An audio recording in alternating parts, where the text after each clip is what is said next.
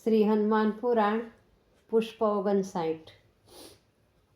અક્ષય કુમારના વધના સમાચાર રાવણ પાસે પહોંચ્યા ત્યારે તેના અંતરને અસહ્ય આઘાત લાગ્યો. અસહ્ય આઘાત અને ભયંકર ક્રોધ બંને લાગણીઓના આવેગે તેને ગાંડા જેવો બનાવી દીધો. જમીન ઉપર જોરથી પગ પછાડી ગર્જના કરતો એ બોલ્યો, મેઘનાદ, હવે તો ઇન્દ્રને પરાસ્ત કરનાર મેઘનાદ જ આ વાનરને માત કરી શકશે. મેઘનાદને જલ્દી અહીં બોલાવી લાવો. રાક્ષસ રાજને વિનયપૂર્વક પ્રણામ કરતા મેઘનાદ બોલ્યો, પિતાજી, મેઘનાદ આપની સેવામાં હાજર છે. નાના ભાઈ અક્ષયના અવસાનના સમાચાર સાંભળતા જ હું તો નિત્યક્રમ અધૂરો મૂકી અહીં દોડી આવ્યો છું. મને અત્યારે અશોક વાટિકામાં જવાની આજ્ઞા આપો.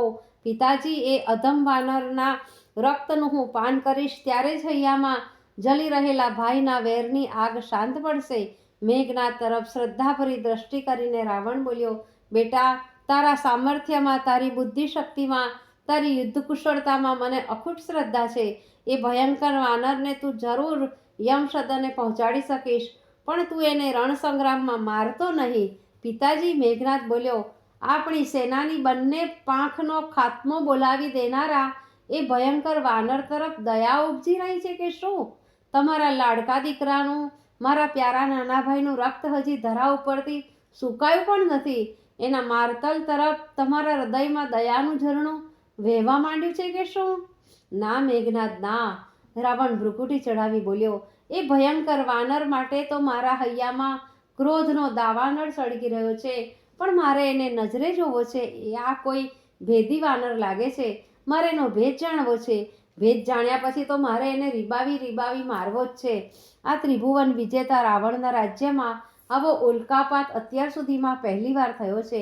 લંકા સામે નજર કરવાની દૃષ્ટતા અત્યાર સુધીમાં આ અધમ વાનર સિવાય કોઈ જ કરી શક્યું નથી. આ વાનર જ મને આજે સ્વપ્નમાં પણ પજવી રહ્યો હતો. આશ્ચર્ય પામીને મેઘનાદ બોલે, સ્વપ્નમાં આ વાનર તમને દેખાયો હતો? સ્વપ્નની ભ્રામક વાતો તમે ક્યારથી માનવા માંડ્યા? હોઠ ઉપર ફરફરતી મૂછનો છેડો દાંત નીચે દાબતા રાવણ બોલ્યો, એ વાત નવરાશે કરીશું. અત્યારે તો તું હવે જલ્દી અશોક વાટિકા તરફ ઉપડ. એ વાનરને બંધનમાં બાંધી મારી પાસે લઈ આવ. પિતાજીની આજ્ઞા શિરે ચડાવી મેઘનાદે રાવણ ફરતી 3 વાર પ્રદક્ષિણા કરી. રાવણે હાથની સંજ્ઞા દ્વારા આશીર્વાદ આપતા તેના વિજય માટે શુભકામના દર્શાવી. મેઘનાદ ખૂબ પરાક્રમી હતો. રાવણના ત્રિભુવનના વિજયમાં ઘણો ખરો યશ મેઘનાદને ફાળે જતો હતો. પોતાના તેજસ્વી રથમાં બેસી મેઘનાદ અશોક વાટિકા તરફ ચાલી નીકળ્યો. મેઘનાદની પાછળ પાછળ રાક્ષસોની સેના પણ ચાલી નીકળી. અશોક વાટિકા થોડે દૂર રહેતા જ મેઘનાદે સિંહ ગર્જના કરી. આ ગર્જના કાને પડતા જ હનુમાનજીને ખ્યાલ આવી ગયો કે હવે મારી સાથેના રણસંગ્રામમાં રાક્ષસ રાજે ત્રિલોકમાં તરખાટ મચાવનાર મેઘનાદને ઉતાર્યો લાગે છે. હનુમાનજી તો લોહસ્તંભ હાથમાં પકડી આકાશમાં ઉડ્યા. મેઘનાદે સરસંધાન કરી ખૂબ જ જોરથી એક તીર હનુમાનજી તરફ છોડ્યું. એ તીર હનુમાનજીને પગે વાગ્યું. પગમાંથી રક્તધારા ધરતી ઉપર વહેવા લાગી. વિરાટ કાયા ધારણ કરેલા હનુમાનજી જોરથી મેઘનાદના રથ ઉપર કૂદ્યા. રથના તો ત્યાં ને ત્યાં ચૂરા થઈ ગયા.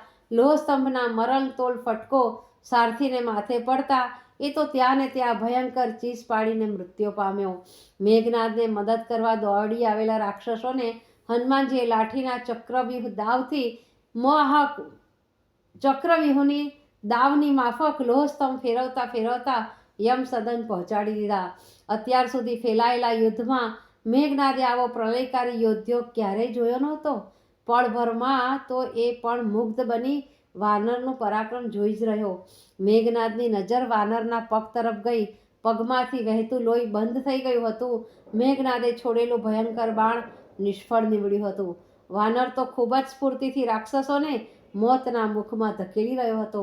માત્ર લોહસ્તંભને સહારે યુદ્ધ ખેલી રહેલા વાનરને જોઈ ઘડી પર તો મેઘનાદની છાતીના પાટિયા પણ બેસી ગયા. પણ મેઘનાદ તો યોદ્ધો હતો, શક્તિશાળી હતો, ધનુર્વિદ્યાનો નિષ્ણાત હતો. હજારો યુદ્ધો ખેલી ચૂકેલા મેઘનાદના મનમાં પ્રકાશનો ઝબકારો થયો. બ્રહ્માસ્ત્ર વિના આ વાનરને મારવો મુશ્કેલ છે. બ્રહ્મદેવનું આહ્વાન કરી બ્રહ્માસ્ત્ર ધનુષ ઉપર ચડાવ્યું. હનુમાનજીએ પણછ પર ચડેલો બ્રહ્માસ્ત્ર દૂરથી જોયું. બાલ્યાવસ્થામાં સૂરજને ફળ સમજી તેનો આહાર કરવા હનુમાનજી આકાશમાં ઉડ્યા હતા ત્યારે બ્રહ્મદેવે તેમને આશીર્વાદ આપતા કહ્યું હતું, બેટા, મારું બ્રહ્માસ્ત્ર પણ તને કંઈ જ અસર કરી શકશે નહીં. હનુમાનજીને બાલ્યાવસ્થાની એ વાત યાદ આવી ગઈ, પણ બ્રહ્માસ્ત્રને મેઘનાદના ધનુષ પર ચડેલું જોતા જ હનુમાનજીને વિચાર આવ્યો, બ્રહ્માસ્ત્રને વશ હું નહીં થાઉં તો બ્રહ્મદેવનો મહિમા 3 લોકમાં ઓછો થઈ જશે.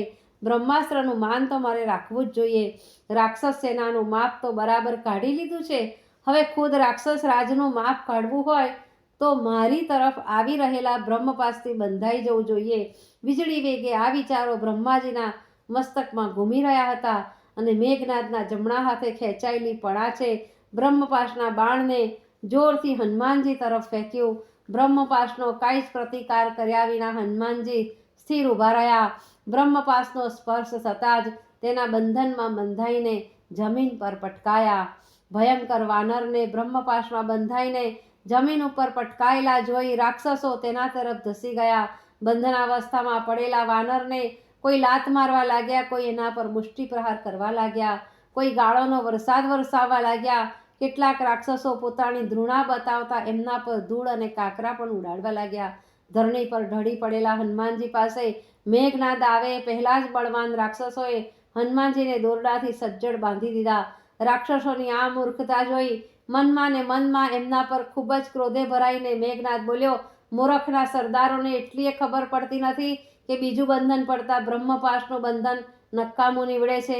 બંધનાવસ્થામાં ભૂમિ પર પડેલો વાનર કશી ચેષ્ટા કરે છે એના પર સંપૂર્ણ ધ્યાન કેન્દ્રિત કરી મેઘનાદ મનમાં સમસમી રહ્યો. વાનરને બીજું બંધન બાંધવાથી બ્રહ્મપાશનું બંધન છૂટી ગયું હતું. મેઘનાદ સાશંક દ્રષ્ટિથી ધરતી પર ઢળેલા વાનર તરફ એકીટસે જોઈ રહ્યો હતો. ફરીથી બ્રહ્મપાશનું બાણ આ જ વાનર પર ચડાવી શકાય તેમ નહોતું. બ્રહ્મપાશ સિવાય બીજા કોઈ શસ્ત્રને વાનર તાબે થાય એમ નહોતો. ઘડીભર તો મેઘનાદને થઈ ગયું કે મળેલો વિજય પરાજયમાં પરિણમ્યા વિના રહેશે નહીં. પણ પવનપુત્ર હનુમાનજી તો બ્રહ્મપાશથી ખરેખર ડરી ગયા હોય એવો દેખાવ કરવા લાગ્યા. પોતે હજુય બ્રહ્મપાશના બંધનમાં હોય એમ શિથિલ પગલે ઊભા થયા.